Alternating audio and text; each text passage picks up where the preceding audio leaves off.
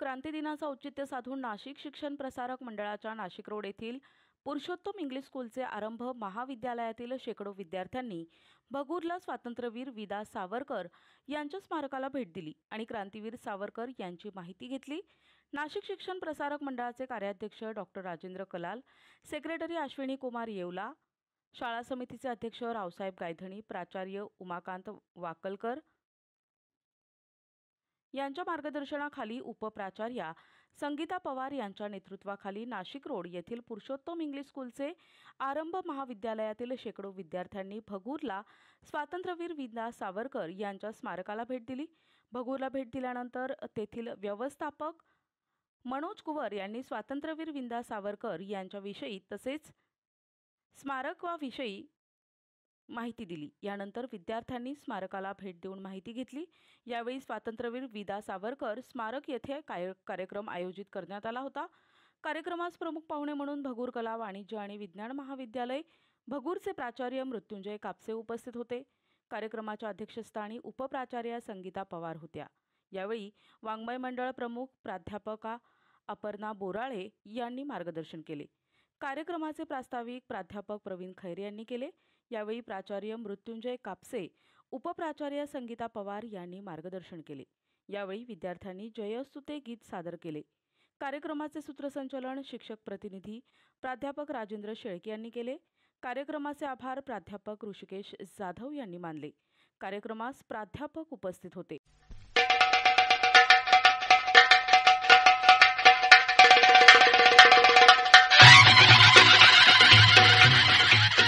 वर्ण महोत्सव आरंभ महाविद्यालयाचा संकल्प क्रांतिदिनी क्रांती सूर्याला अभिवादन करण्याचा। स्वातंत्र्यवीर विनायक दामोदर सावरकर यांचं जन्मगाव भगूर आजही सर्वांचं प्रेरणास्थान।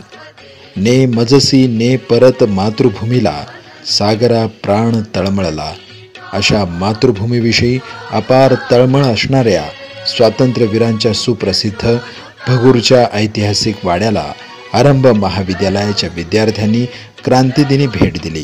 स्वातंत्र्यवीर सावरकरांचे स्वातंत्र्य लढ्यातील योगदान समजावून घेतले।